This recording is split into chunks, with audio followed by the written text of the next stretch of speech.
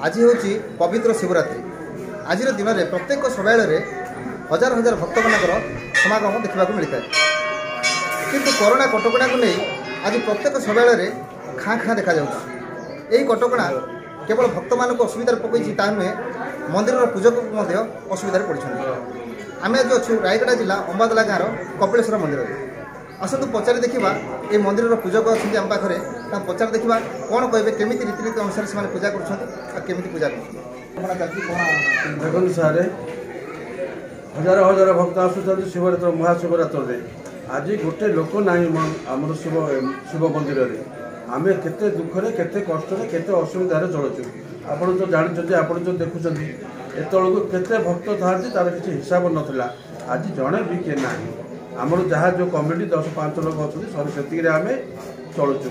आम बरस सारा केमी चलू आज की हेटी बरस है कोविड आम बड़ दुखरे चलुचु।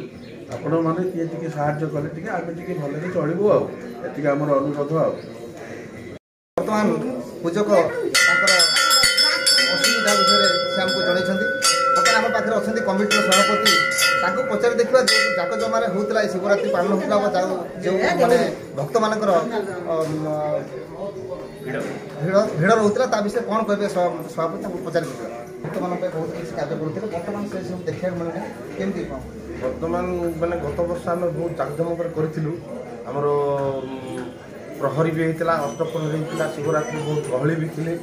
बर्तमान आज कोविड-19 जो सरकार नीति नियम अनुसार आम पालन करूँ कि लोक ये सेवायत भक्त मैंने मंदिर को आसुना बहुत ये आम पूजा पालन करूँ महाशिवरात्रि।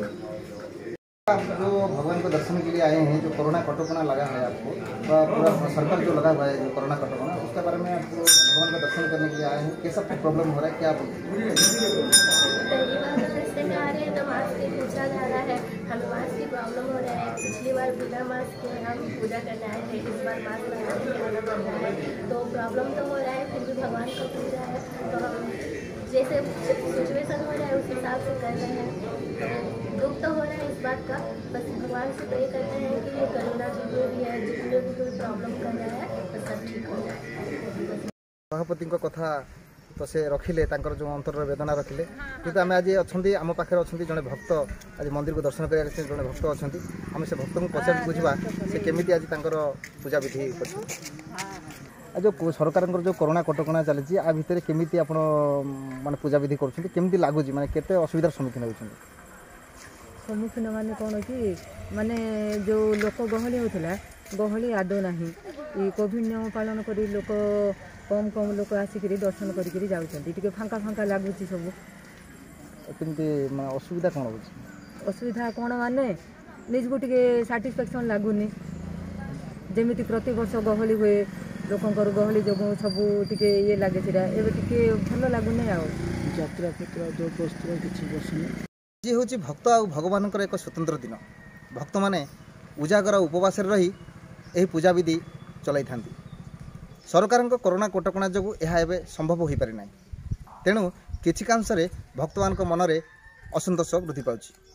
रायगड़ा जिला अंबादलार कपिलेश्वर मंदिर रंजन स्वाई कोणार्क न्यूज।